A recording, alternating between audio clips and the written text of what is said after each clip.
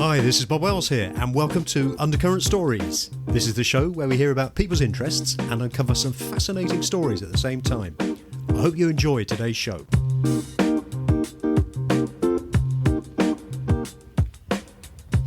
Hello and welcome to Undercurrent Stories. In today's show, I'm joined by Maria Costanzo Palmer and her father, Joseph Costanzo Jr.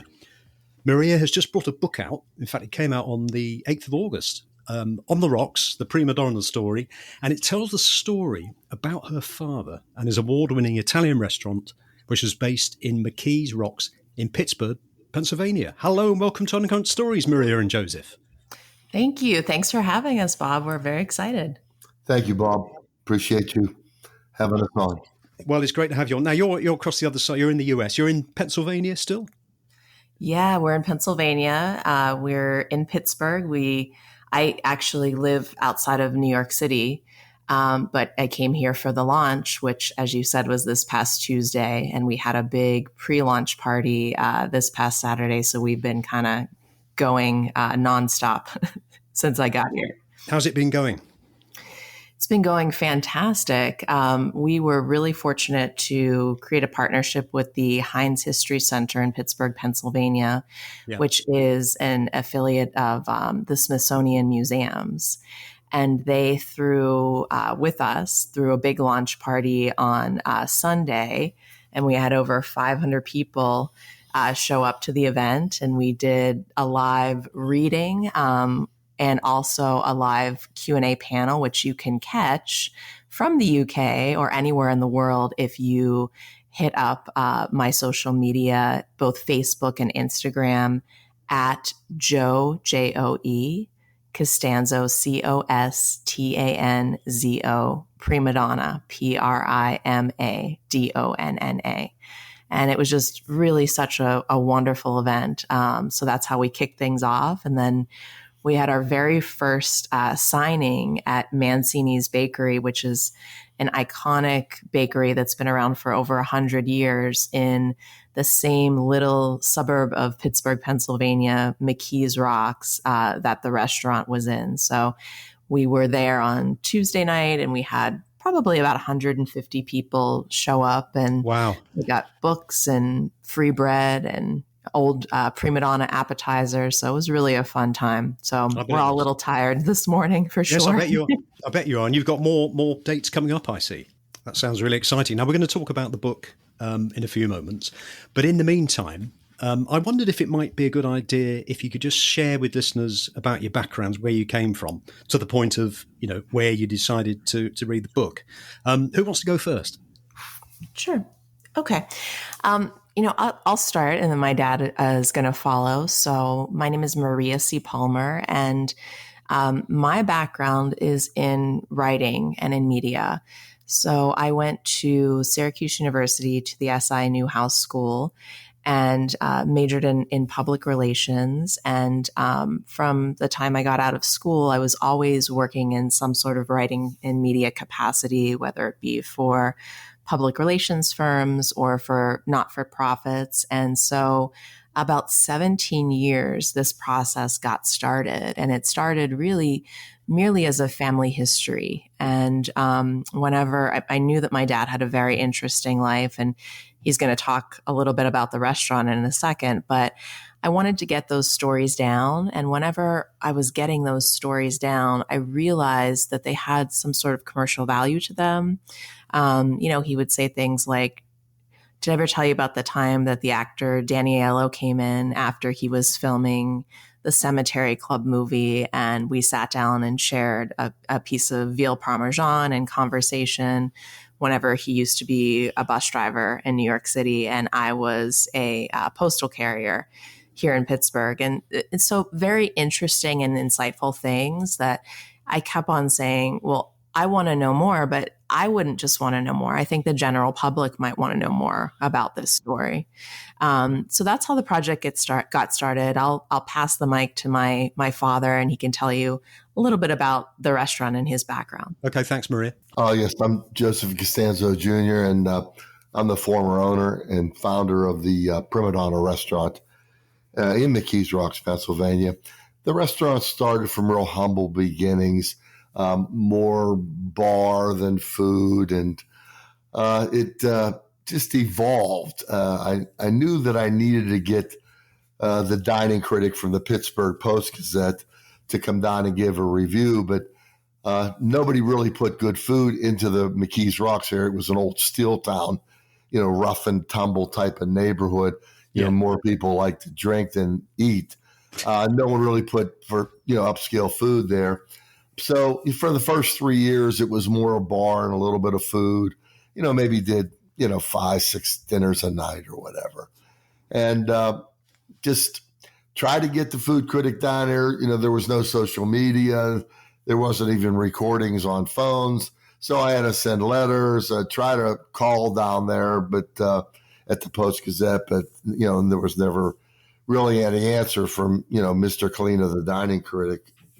And finally, after about 3 years of writing or whatever, he picked up the phone and, he wasn't going to come down. He said, "You have more or less a bar in McKees Rocks." And I said, "Really? No, I got some really nice food." And, he came down and June 3rd of 1988, and, and the rest was history. It just blossomed into, a great restaurant, and it really got some national acclaim. So that's how it all, it began and how it evolved. It's had some great reviews over the time. What do you think made the restaurant unique and special, Joseph? Well, I was a hands-on operator, and, I'm a real gregarious people person. So, I was always out in the dining room, out of the front of the house. And we had some authentic Italian food. My cousin came over from Italy, cooked. I hired some immigrant Italian people who really knew a lot about food. So we were getting authentic Italian food. So the food was great. The service was great because I was always there. And, we focus on making people feel special. Yes. And when you have those kind of combinations, people really don't mind spending money and enjoying themselves because they feel like they're a part of the environment, part of the Primadonna family. So that all these things in combination, everybody wanted our business, but nobody really wanted to do what we did. And it was, a lot of hard work. Yes, it certainly sounds it. And what about the recipes? Where did you get the recipes from? Yeah, the recipes came from, family, and also my cousin who came over from Italy, he had recipes. And one of the chefs was a chef at the Hilton Hotel, and he had a lot of recipes. He was from the Naples area of Italy.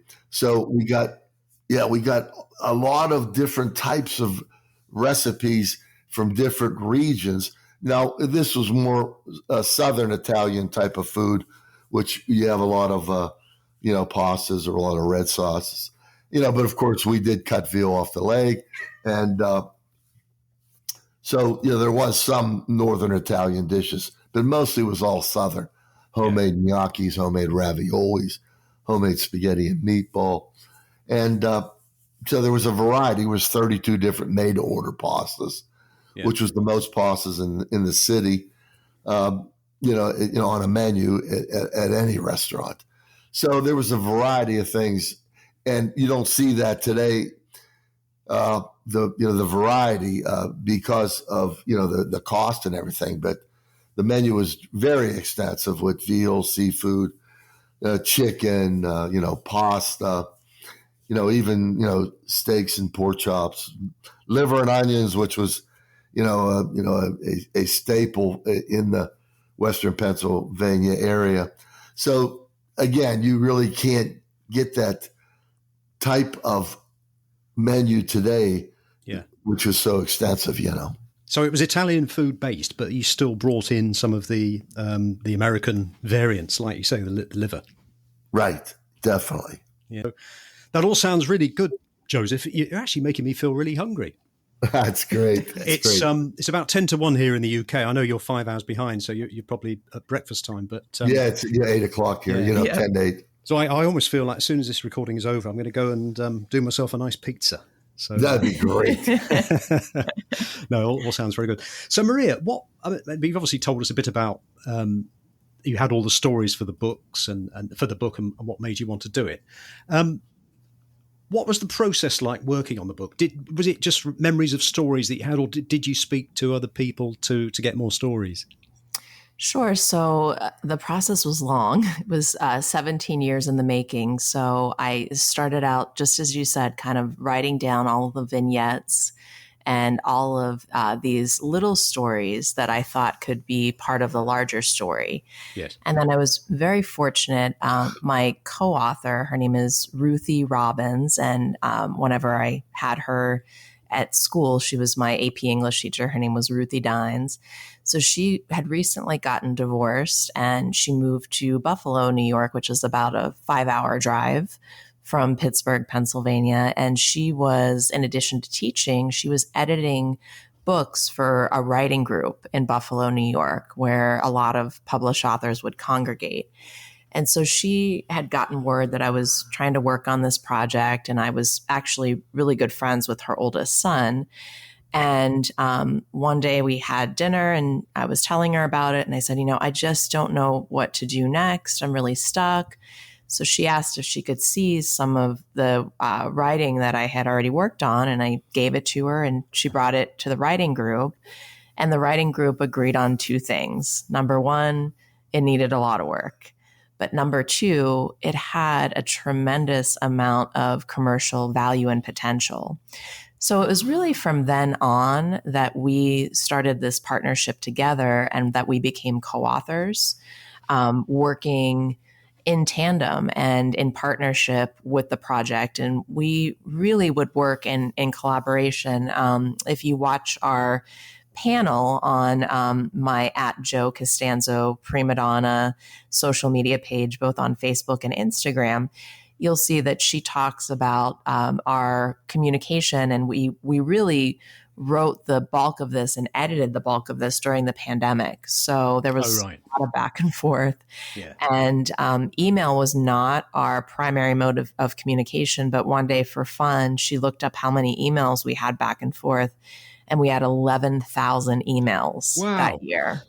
Wow. Back and forth. So that's how it got started, and then where it's gone to. I'm not sure how familiar the listeners or you yourself are with the book publishing process. I was not familiar at all with it before I jumped into it. I just thought you wrote a book and then you found a way to put it up on Amazon, and then that was pretty much it. And that's couldn't be further from the truth. So when you publish a book, the first piece is actually writing it and editing it. And then the next piece is you seek out an agent. And agents in the US and the UK work the same.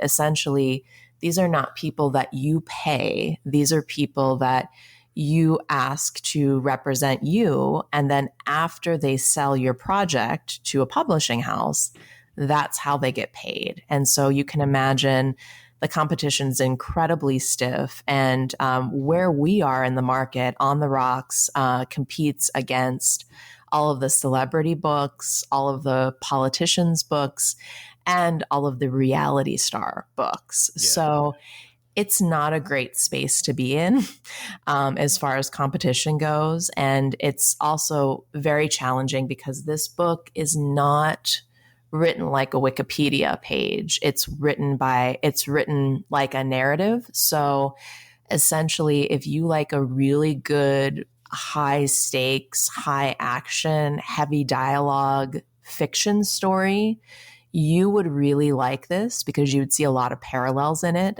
So it's written very differently. And it's also a key part of the process that I just left out that I'm realizing is the perspective. Originally, the book was written half in my perspective, half in my father's perspective. Whenever we started working with the writing group and getting feedback, they said that there was one voice that was screaming through the pages and it was not mine. Yeah. It was my father. So the project is written in first person perspective.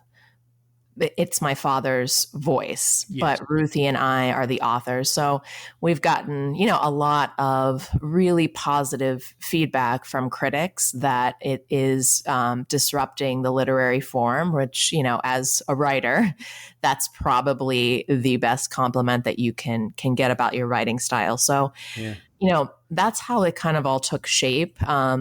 Overall, like I said, it was about a 17-year process. Even when I finally got the agent, where there was a 1 in 6,000 chance to do so, it still took a good 15 months to find a publishing home for it. And it was really no after this is just a small regional story. Nobody's going to care about it. And, in life, you just need that one yes, right, Bob? Like one person to say, okay, I'll take a chance. And, we were lucky enough with our agent, Letitia Gomez at Savvy Literary, for that to be the case. And we were also lucky enough for our publisher, Cooler Books, and John Cooler and his team for that also to be the case. And do you think that the pandemic helped sort of coalesce it and sort of get you to actually finish it after 17 years? Yeah, 100%. Without the pandemic, and I'm not downplaying it, was a really, really awful time, and nobody ever wants to be back where we were. But the pandemic, as far as our writing is concerned and the opportunities, there were more opportunities for us as writers because everybody was essentially in lockdown here in America. And so there was nothing to do and nothing to see. So it was, us on our computers all day. And interestingly enough, that's how I met my agent. I met my agent. There was a writing conference that was going to be in Minnesota. And for those of you who are not very familiar with America's geography, I was in New Jersey, and Minnesota is pretty much like the middle of the country. So it's a fairly long plane ride to get to Minnesota. And I have a job, I have a family, I have 2 young children. The probability of me going to that particular writing conference would have been maybe 0.001% that I would have hopped on a plane and went to Minnesota to go to this writing conference. But because everything turned virtual, the opportunity for everybody, no matter where you were in the world, to attend this conference in Minnesota opened up. And that's, in fact, where I met my agent over Zoom that day. And, whenever I told her about the project and I told her what it was that I wanted to do, she was just struck by it because she said, it's so versatile. She said, I can sell this to my memoir people. I can sell this to biography people. I can sell this to pop culture people because there's a lot of celebrities in the book. I can sell this to food memoir. I can sell this to my white collar true crime people. I can sell this all around. And, I think that that's what made it appealing. And so absolutely the pandemic really did jumpstart our journey for sure. Yeah, I wonder that because I've spoken to a lot of people. I started this podcast during the pandemic as something to do because I was furloughed off work, and I speaking to musicians, writing albums, authors writing books. Although it was a dreadful time for everybody, some good came out of it in that respect. Sure. Just going back to the book itself, is it sort of written in? Is it like your father's journey, chronologically how it started and everything? Is that how it worked? Yeah. So whenever you write biography and you write memoir, you normally pick a segment out of somebody's life that's the most exciting piece. So with our book, we start right before my father gets into the restaurant. So it's set in everybody loves the 80s, right? So it starts in 1985 before he gets into the restaurant. So he's a postal worker, coming from very humble beginnings, opens this failing business, and he's working both jobs in the beginning.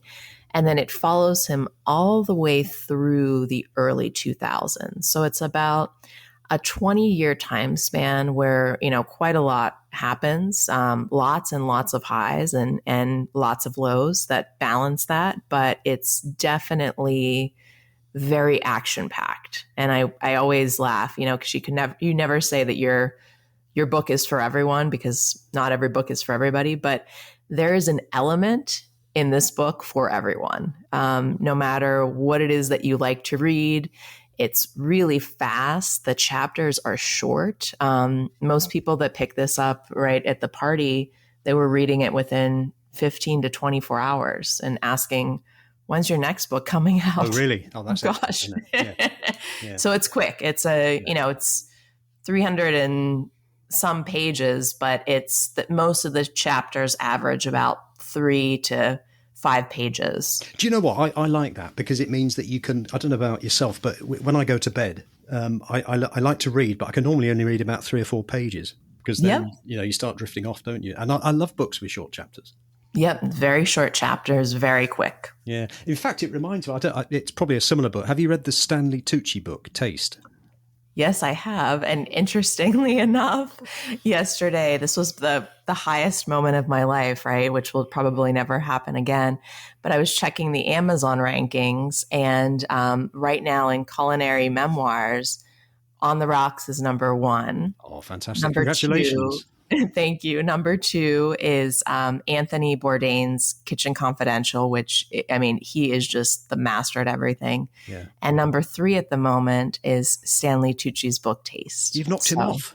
Oh, knocked him off the number 1 spot. Sorry, Stanley Tucci. And I know he's also a fellow Calabrese. I loved his series Searching for Italy too. I don't know if you watched that at all. Yes, I've seen them. Yeah, brilliant. Yeah, very, very cool. And, if you haven't checked those out, definitely if you're interested in Italian culture and food and just getting to know the landscape, they're really very well done. Yeah. So it sounds like Bob, the book just come out Tuesday the 8th. Yes. And it's number 1 ahead of Bourdain and Tucci. That's hard to believe.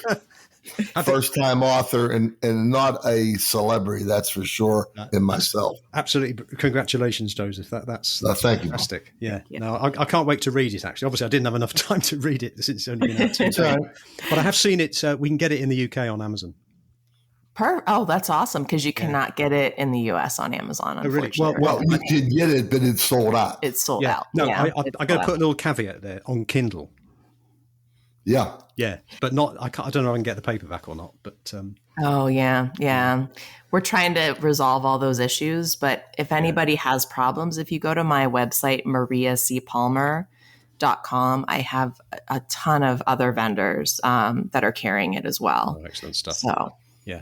So another question about the food again, Joseph. I should have asked this a bit earlier on, but obviously you saw yourself more as front of house, congenial, making people welcome and all the rest of it. Did you yourself get involved in any of the cooking? No, I didn't. My wife did, but I was really never, a chef, never really cooked. So I was just more an observer and, originally a bartender. Yeah. And then things, went crazy. Then I was seeing people, and then it was just, I hired a maitre d', and then I oversaw the kitchen and, the front of the house. But no. I knew good food because my family had good food, and, I knew what it took to make good food. Yeah. But I didn't cook. No. You obviously can't do everything. But I was thinking, actually, there's only about 3 or 4 ingredients that make a successful restaurant, I think, which is really good, friendly service. That's right. You actually feel welcome. Great food. For me, a good portion size. I like big portions here in Western Pennsylvania. So, it was huge portions. Yeah. And then the price almost comes, as long as it's reasonable, right comes after. It's not that difficult, but it does seem quite hard to find all those ingredients in one place, I have to say. That definitely. Yeah. And that was a secret to the Primadonna Restaurant. We had all those ingredients, and people appreciated it. Yeah. And see, I was the type of guy that good customers would come in. I'd give them an appetizer on the house. Like we used to give out fried zucchini, and it just broke the ice. It didn't cost me that much money, and no other restaurateurs would do that or did it. So people felt real important that they got a free appetizer off the owner. And then all of a sudden, everything just clicked into place. When you're making people feel good, you give them a round of drinks or you give them an appetizer. So that was all, what I did. Yeah, but it sounds as though that's what you were like naturally. You didn't have to sort of contrive it. Well, no, right. That was who I was, yeah. No, so that's brilliant. And wasn't there a special dressing that you did? You sold a special dressing? Yeah, I did an Italian dressing, a vinaigrette that was, made from canola oil and red wine vinegar. And everybody really liked it. And, I ended up bottling it. And it ended up in about 80 stores here in Western Pennsylvania.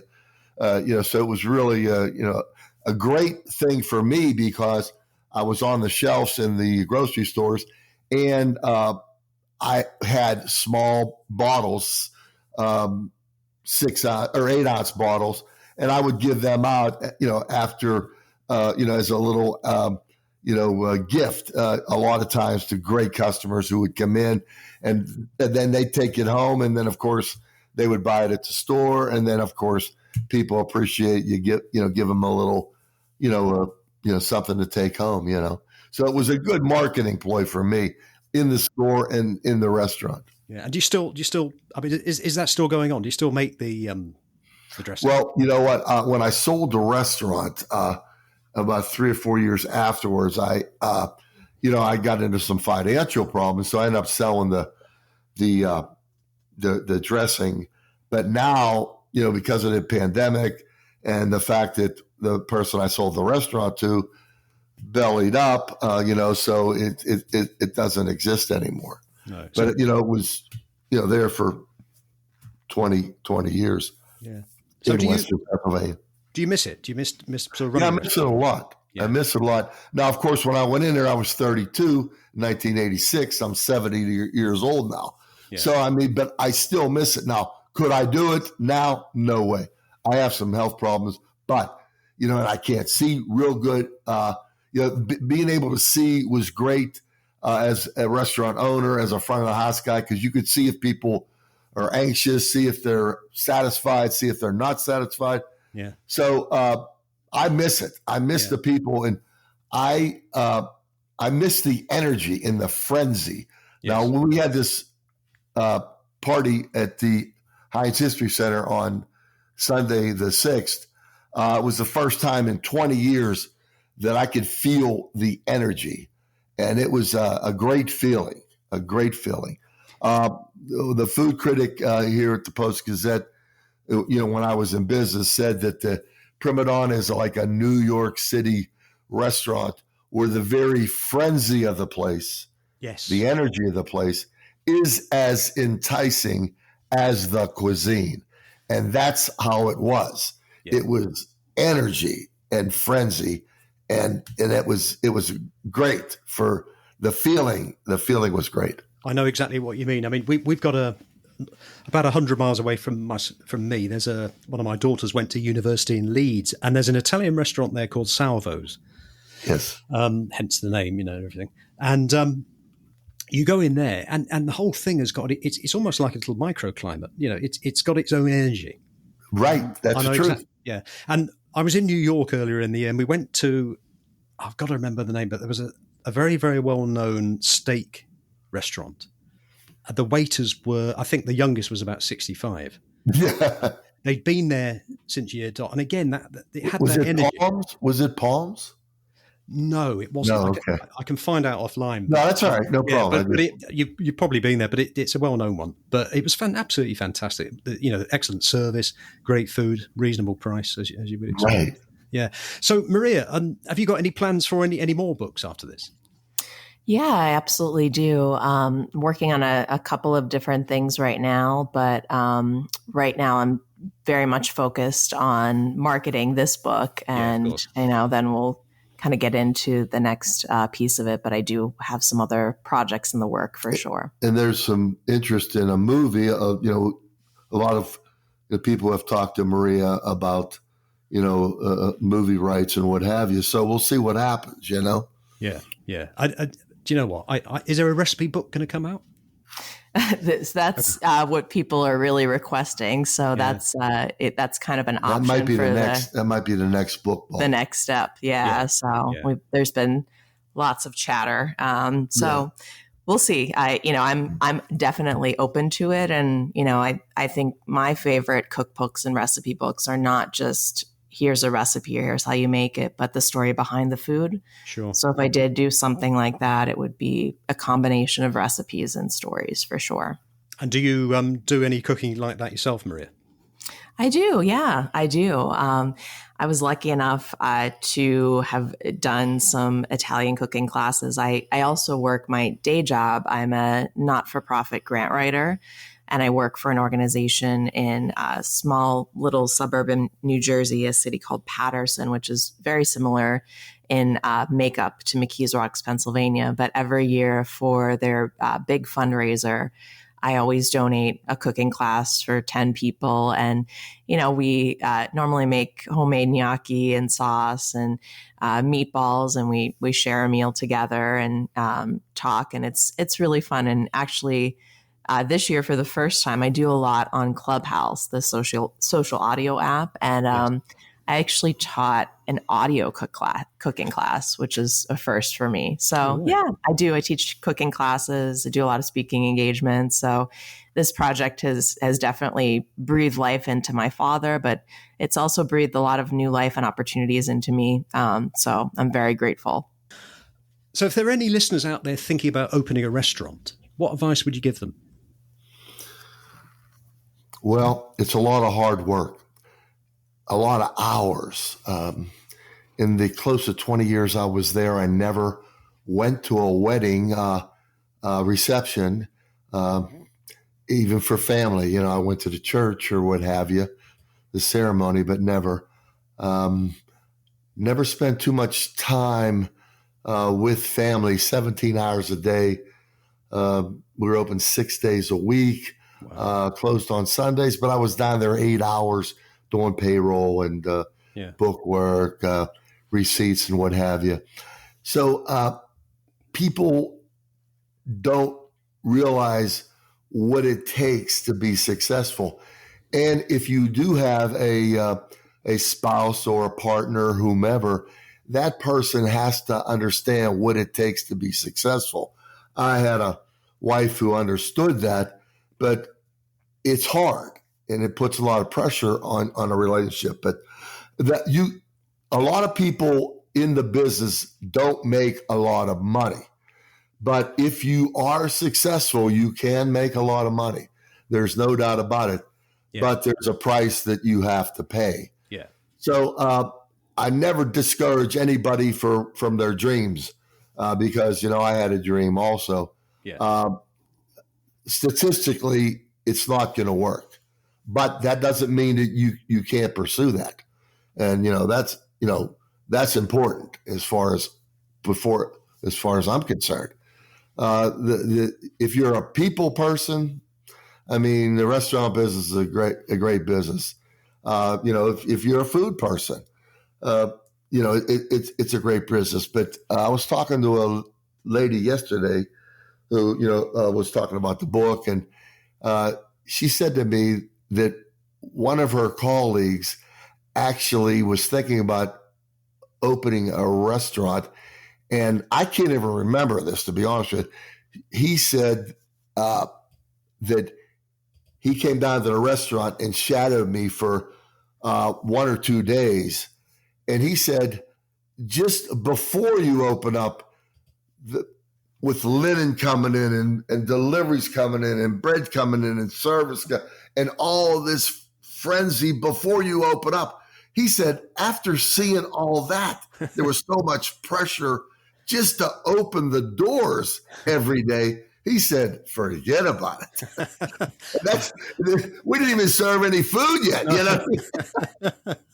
Oh, that's great. Lovely to see it. And Maria, one more question for you. Sure. If there are any listeners out there thinking about writing a book, what advice would you give them?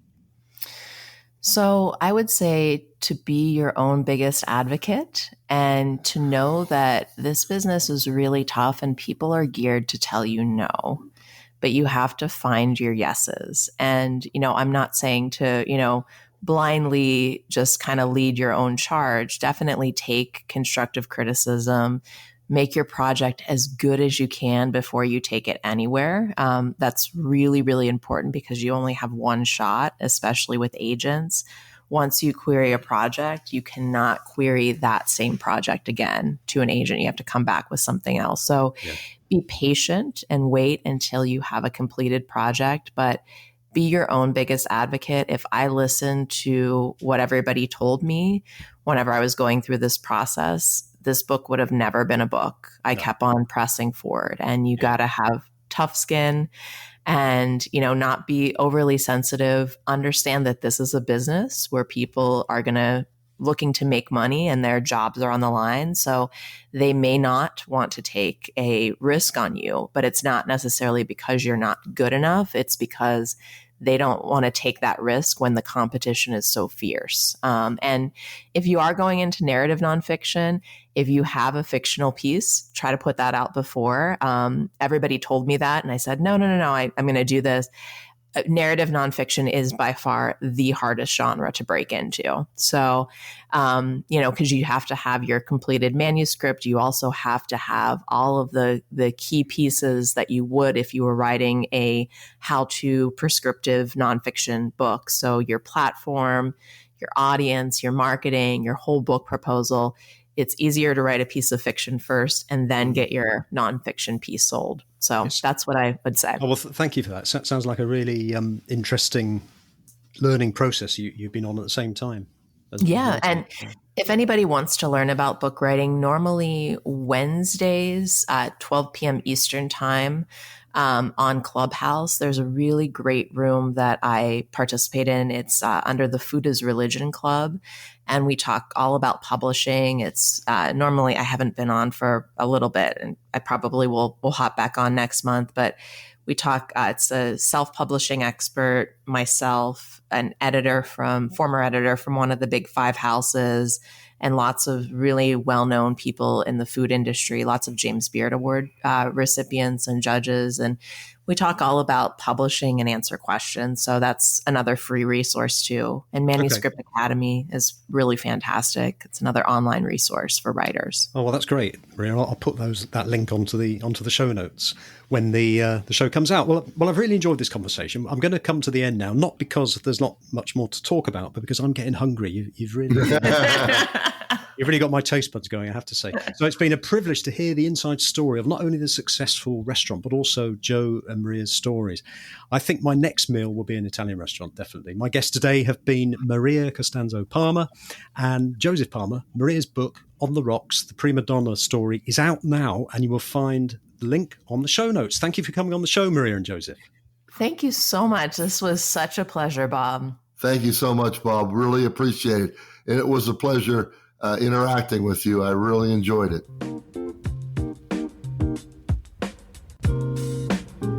You have been listening to Undercurrent Stories. I hope you've enjoyed this episode. Please feel free to share the show link to your friends and family. And if you have 60 seconds, I would be most grateful if you would please rate and review. To hear more episodes, please subscribe to the show and visit undercurrentstories.com. If you leave your email in the link, we will notify you as soon as new episodes are released. Also, check out our social media links, details of which can be found on the show notes. Until next time, this is Bob Wells wishing you all the very best.